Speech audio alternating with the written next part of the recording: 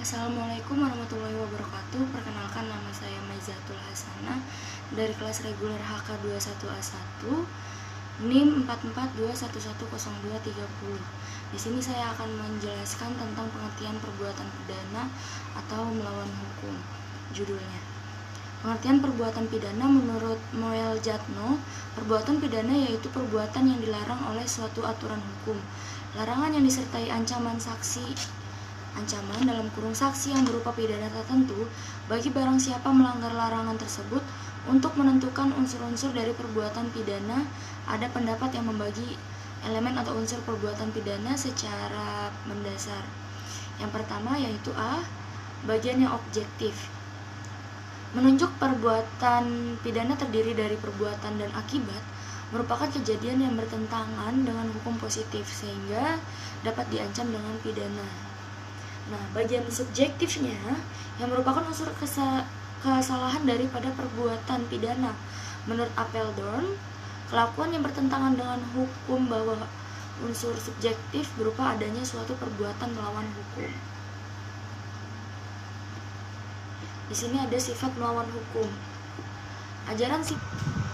Sifat melawan hukum. Ajaran sifat melawan hukum memiliki kedudukan yang penting dalam hukum pidana.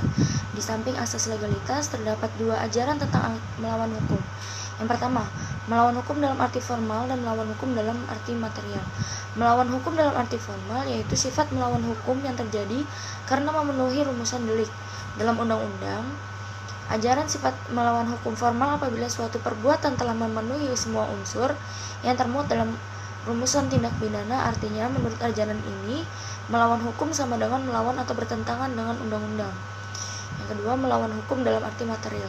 Sifat melawan hukum material merupakan suatu perbuatan melawan hukum yang tidak hanya terdapat dalam UU, hukum tertulis atau hukum positif, tetapi harus dilihat berlakunya asas-asas hukum yang tidak tertulis juga, yaitu dalam tata susila dan sebagainya.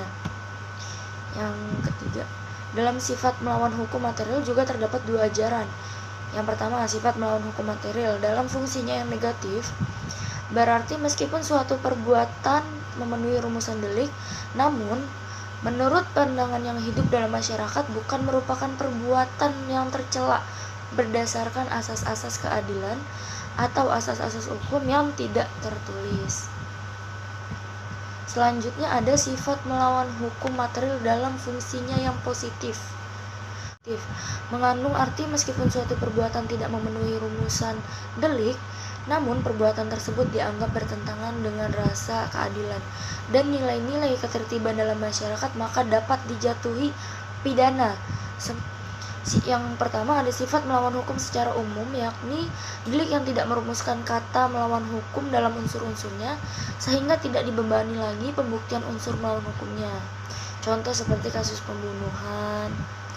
Nah, lalu sifat melawan hukum secara khusus yaitu delik yang secara eksplisit menyebut unsur melawan hukum dalam rumusan pasalnya, sebagaimana dalam pasal 2 dan 3 Undang-Undang Nomor 31 Tahun 1999 tentang tipikor atau tindak pidana korupsi. Pengertian yang B, pengertian melawan hukum. Menurut bahasa Belanda, melawan hukum diterjemahkan sebagai wederrecht tegen, weder bertentangan atau melawan, recht hukum. Simon, artinya melawan hukum berarti bertentangan dengan hukum pada umumnya. Pompe, melawan hukum berarti bertentangan dengan hukum dengan pengertian yang lebih luas, bukan hanya bertentangan dengan undang-undang tetapi juga dengan hukum tidak tertulis. Hogerat, melawan hukum berarti tanpa hak atau tanpa kewenangan. Perbedaan sifat melawan hukum antara hukum pidana dan perdata. Perspektif melawan hukum dalam hukum perdata, Onrechtmatigheid, pasal 1365 BW yang terkenal sebagai pasal yang mengatur tentang perbuatan melawan hukum memegang peranan besar dalam hukum perdata. Pasal tersebut memuat ketentuan setiap perbuatan melawan hukum yang oleh karenanya menimbulkan kerugian pada orang lain, mewajibkan orang yang karena kesalahannya menyebabkan kerugian untuk mengganti kerugian itu. Dalam rumusan pasal tersebut memuat syarat-syarat perbuatan melawan hukum sebagai berikut. Yang pertama, perbuatan yang melawan hukum yaitu perbuatan yang melanggar hak subjektif orang lain atau yang bertentangan dengan kewajiban hukum si pembuat. Contoh, semisal pengurangan dana BLT bagi masyarakat oleh pihak-pihak yang mengurusinya. Nah, yang kedua, harus terdapat kesalahan, dan kesalahan tersebut dapat diukur dengan cara objektif, yaitu dengan dibuktikan bahwa dalam keadaan seperti itu manusia yang normal dapat menduga kemungkinan timbulnya akibat, dan kemungkinan ini akan mencegah manusia yang baik untuk berbuat atau tidak berbuat. Subjektif, yaitu si pembuat kerugian harus seseorang yang dapat dipertanggungjawabkan. Yang ketiga, terdapat kerugian secara material, imaterial, kondisi psikis.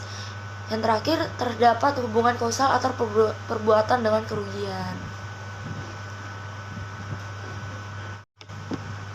Perspektif melawan hukum dalam hukum pidana with the Rechtstellage.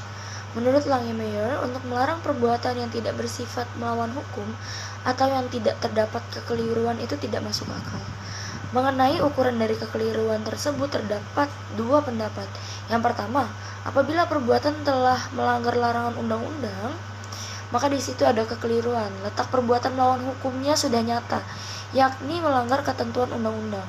Pendirian ini disebut dengan pendirian formal. Pada pandangan ini tidak perlu lagi membuktikan apakah ada unsur melawan hukum sepanjang perbuatan tersebut sudah memenuhi rumusan delik dalam undang-undang. Yang kedua, melawan hukum bukan hanya melanggar undang-undang semata, karena terdapat pula undang-undang tidak tertulis, yaitu norma-norma atau kenyataan-kenyataan yang berlaku pada masyarakat. Pendirian ini disebut dengan pendirian material. Cukup sekian dan terima kasih. Wallahul muwaffiq ila aqwamit thoriq. Wassalamualaikum warahmatullahi wabarakatuh.